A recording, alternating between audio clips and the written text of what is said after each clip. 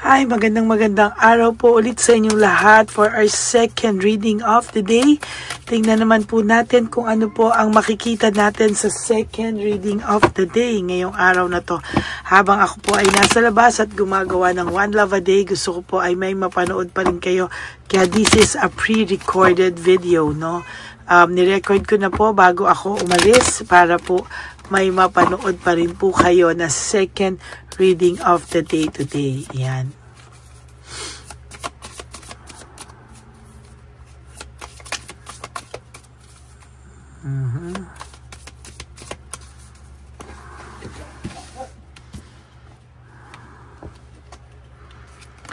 One, two, three, 4, 5, 6, 7, 8, 9, and 10. Okay, bunot pa po tayo ng another 10.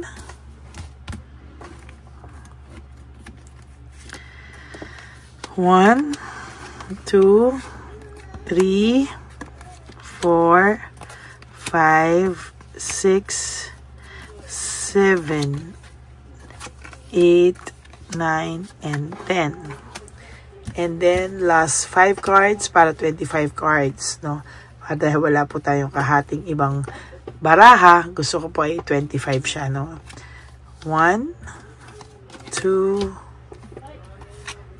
3, 4, and 5. Tabi muna po natin yung ating mga hindi nabunot. At atin po itong balasahin ngayon, ano? Tingnan po natin kung ano pagiging magkasunod-sunod to. Huwag niyo po i-skip to. Ito po ang nagsisilbing connection po natin sa isa't isa. No? Bago po ako lumabas papuntang One Love a Day, ay ayan, ano?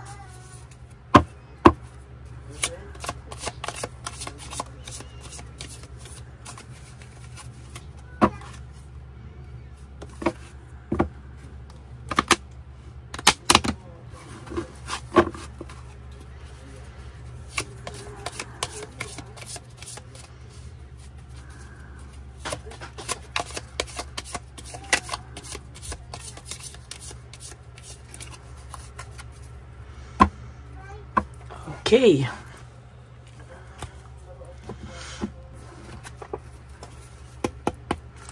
Buksan muna po natin ang ating kandila.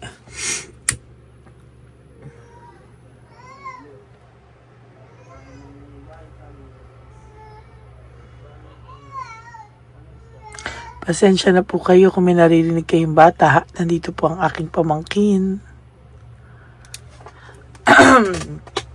Ayan, simulan na po natin ang ating unang baraha. Wow! Ang una niyo pong baraha is the Hangman, wherein ibig sabihin po nito wala po siyang ginagawang anything para po mapabalik ka, no?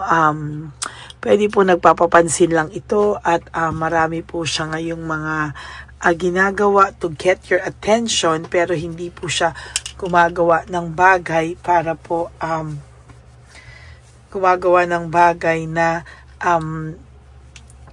maaamin niya yung kanyang mga kasalanan.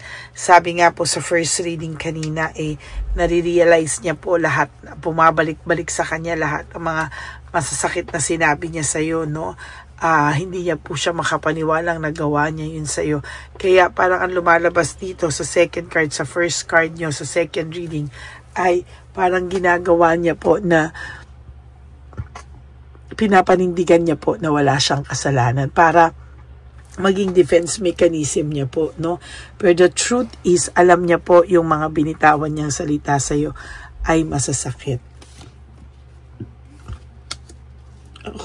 Lack of home support, no?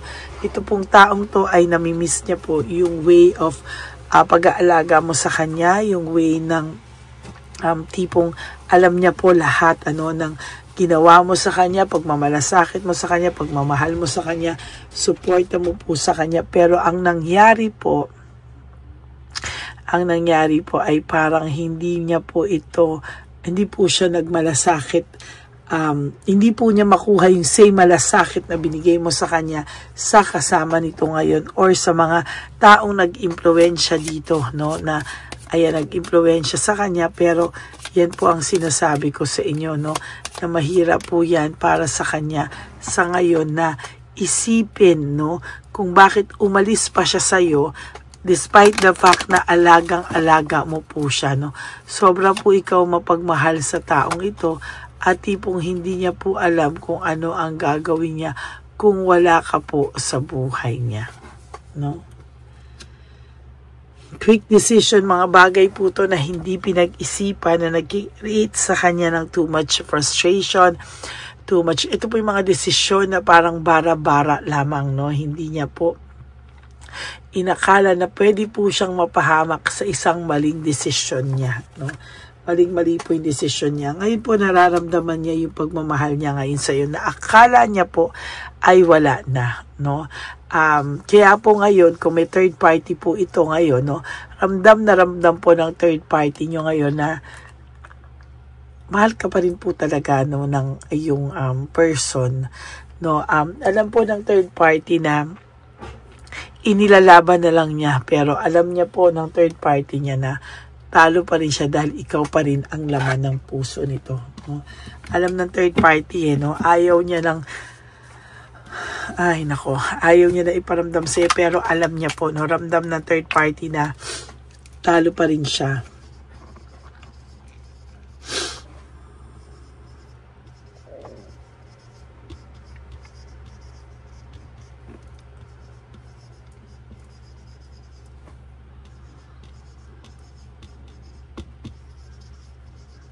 Dahil ikaw pa rin ang nasa puso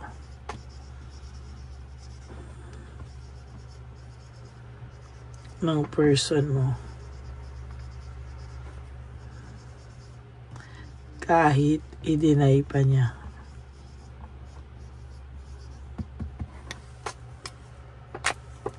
Ramdam po ng third party na talo pa din siya dahil ikaw pa din ang laman dahil ikaw pa din ang nasa puso ng person mo kahit i-deny pa po ito ng inyong person o ng third party, no? Kaya po for some of you, pag ang third party po ay sobra pong ma-post, no? Tantanan po nyo ang pagsiselos o tantanan nyo yung nasasaktan kayo pag nagpo-post to, dahil sa totoo lang po, no, ramdam niya po na bagsak ang self-esteem ng inyong tao. May self-pity, nagigrief, no, parang nagsisisi siya na pinagpalit ka niya o nagsisisi po siya sa mga bagay na nagawa niya sa iyo nang hindi niya po sinasadya. You know, hindi pa rin po makapag-desisyon ng person nyo. Para ngayon, he or she is just going with the flow. Kahit alam niya na po na ito po ay talagang pagmamahal niya sa iyo, nagsisisi po talaga siya, pero hindi niya po talaga maintindihan bakit daw po hanggang ngayon, no, kahit ilang ano na kayong wala, naiisip ka pa rin po nito. Lalo na po sa wala kayong masyadong communication, no, once in a while, or once in a while na nga lang, inaaway ka pa or something, nagpapakuha ng attention sa'yo, nagkukuha ng attention sa'yo, no? Ayan, no, parang feeling niya po, hindi pa rin po siya makapag-desisyon anong gagawin niya kasi alam niya pong naipit po siya sa isang sitwasyon. Ayan, kaya siya po ay na-anxiety, trauma, and nawawala ng pag-asa, hopelessness, no? Ay, siya po ang gumawa niyan sa sarili niya, oh. Gusto niya pong lumayo, gusto niya pong ipakita sa iyo kung ano daw po yung totoong nararamdaman niya. Gusto niya ipakita sa iyo na mahal ka pa din ito, pero hindi niya po magawa. And as a matter of fact, talaga pong siya ay nabubuang sa ngayon, no? Parang pakiramdam niya po ay hindi niya po kaya nang mawala ka ng tuluyan. Alam mo, kahit wala na kayo, hindi kayo, maybe for some of you, meron na siyang iba, hindi na kayo nag-uusap, or wala siyang iba, nag-break na. Pero sasabihin ko po sa inyo, no, ang puso po nito ay nasa iyo pa rin, no? Whether aminin niya o hindi, no? Ang puso po ng taong ito ay nasa iyo pa rin. Kaya lang, minsan nga nagtataka ka, bakit kaya itong person to black and black, pinablock ka, tapos i-unblock ka, tapos ibablock ka, tapos ina-unblocking ka, no? So, sa nakikita ko po sa taong ito, medyo talagang hindi niya po alam kung ano po yung kanyang gagawin, sa mga oras na to, hirap po talaga siya, no?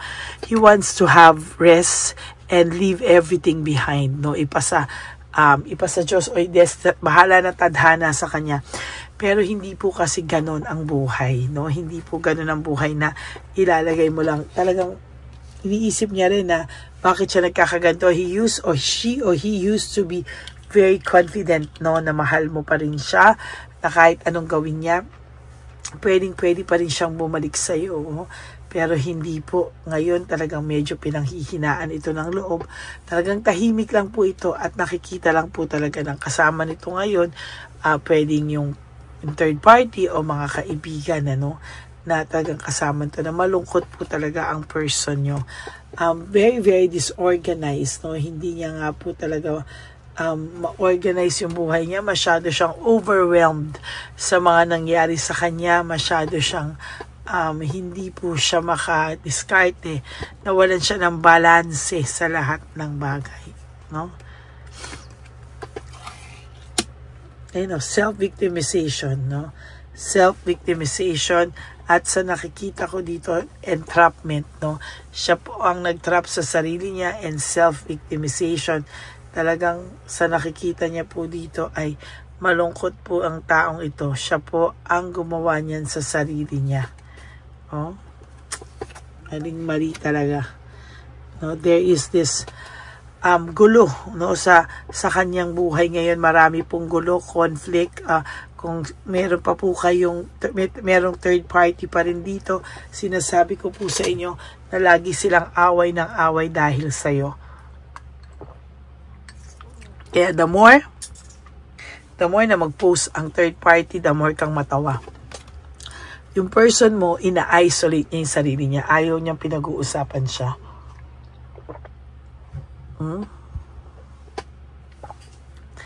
Ayaw niya pong pinag-uusapan siya.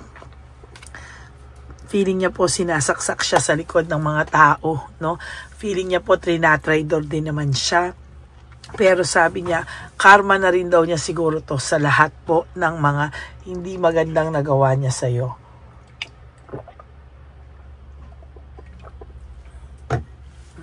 Defeat, failure.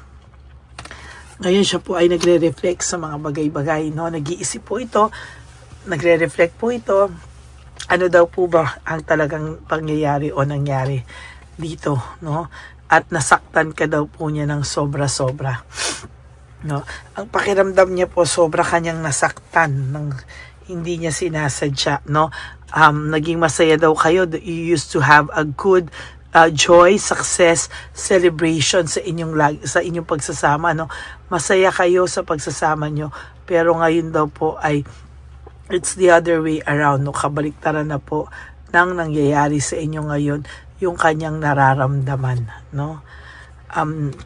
Ngayon naging broken family kayo or broken relationship, shattered dreams, talagang magulong-magulo ang sitwasyon nyo sa ngayon, no? Natukso daw po kasi siya. Natukso po siya, talagang natukso po siya sa makamundong bagay, sex, love, lust, money, material things. Akala niya po sasaya siya. Pero ngayon po, naisip niya po yung inyong connection, no? Ngayon nagsisink in sa kanya yung connection nyo. At ngayon nagsisink in sa kanya kung ano po yung samahan na meron kayo na hindi niya po mahanap sa iba. See? Ayun, no, naisip niya po yung inyong mga magagandang alaala, yung pinagsamahan nyo, yung partnership nyo, teamwork and collaboration nyo na hindi niya makuha sa iba, no? Ngayon po siya po ay nababurn out, overstress sa mga nangyayari. Feeling niya naging obligasyon na lang o responsibilidad na lang sa kanya yung mga nangyayari sa ngayon. disconnected po siya sa mga tao o disconnected din po siya sa mga nag-influensya sa kanya, mga nagsulsul sa kanya, kasi ang pakiramdam niya po ay lalo pong napasama yung sitwasyon niya nung siya ay nakinig sa mga nagsusulsul. And for your last card, wow, this is the Tower, no? Hindi pa po yan ang mga bagay na bagsak sa kanya. Marami pa po for the next few weeks, for the next few months. Ayan, no, the Tower, no, papasok na po, no, or papasok pa lang po lahat ng karma na nag-aantay sa kanya, no. Ayan po, no, nakakatakot yung barahan niya kasi hindi pa yan, akala niya yung emptiness, yung sadness, ayan na yan, hindi pa po yan, ano, mas may darating pa po na mas patay lagot siya, no. So that is your second reading of the day. I hope na naka-resonate po kayo, and if you do, can you please give me a like and comment down below para alam ko naman po kung ano po ang inyong mga pakiramdam, okay? And for those of you who would like to have a private reading with me, you can message me po at Lady Lee Elena. That's LADYLY Elena. Nasa dulong-dulo po yan ng ating video. Diyan nyo lang po ako makukontak. That's my only official and legit FB account. Yan. No? Maraming salamat po sa inyong lahat. And sa inyo naman po na aking mga ever loyal, no, at solid and faithful na Lady Elena family, nilabas ko rin po para sa inyo lahat yung fake na Lady Elena wherein siya po ay nangurakot ng dollars through PayPal. Doon nyo po, at marami po siyang link na isisend. Kung gusto nyo raw po ako makita, wag po kayo lahat maniwala, kundi mahahack po kayo, even your bank details sa cellphone nyo. Kaya ingat po kayo. Yan po ang sabi sa akin ng mga ibang subscribers natin, no? Kaya maraming salamat po at maging maingat po kayo. At ang lagi ko nga pong bilin sa inyo is just to live one day at a time, no? Do 3 things that will make you happy for today. Prioritize yourself. At talagang sinasabi ko po sa inyo na things will get better. At talaga tomorrow is another day. Do the same thing. Do 3 things to make you happy. Do 3 things for yourself. Be grateful. Be self-love po rin po is the best love of all. And of course, prioritize yourself. And tomorrow is another day. Ganun lang po ang gawin nyo. And one day, you will realize nakasurvive ka na pala po. Okay? So maraming salamat po sa inyong lahat. And always remember that life is so short. Don't make it shorter by stressing yourself from all the pains and heartaches na binigay sa inyo na kahapon. Just surrender everything to the divine universe and just let go and let God write your life and love story. Ako po ay magbabalik para sa ating third reading of the day. For the meantime, ipagdasal niyo po na tuloy-tuloy ang pagiging successful ng ating One Love a Day. Maraming salamat po and God bless you all. I love you all from the bottom of my heart. Have a nice day ahead of you po. Bye! Magandang gabi po ulit sa inyong lahat. Ako po ay muling nagpapaalala sa inyo na mayroon pong lumalabas sa FB at Messenger account na fake account po, no, nang hihingi po ng $25 through PayPal at hindi po yan totoo. Huwag po kayong maniwala dyan. At pag sinabi mo po na gusto ko pong marinig ang boses nyo, or makita kayo, ang sasabihin po ay magbibigay kami ng link, buksan mo yan, at pagkatapos ay makikita mo ako. Wag po kayong maniniwala dahil yan po ay hindi totoo. Yan po ay isang malaking scam na pag binuksan nyo po ay mahahack po lahat sa inyo. Mahahack po ang inyong mga personal details. Lahat ay mahahak. Ako po ay nalulungkot na ito po ay nangyari, ngunit sa talagang may mga tao pong masasama at may mga tao po talagang hindi makatiis na hindi gumawa ng masama sa ibang tao. Pero maging aware po sana kayo, tulungan niyo po ako, i-report po natin yung fake na yan at sa FB para siya po ay mawala na. At wala na po siyang wala na po siyang mabiktima pa. No? Nandyan po lahat ng details at maraming salamat po sa inyong lahat. Maraming salamat po sa inyong lahat at mag-iingat po kayo.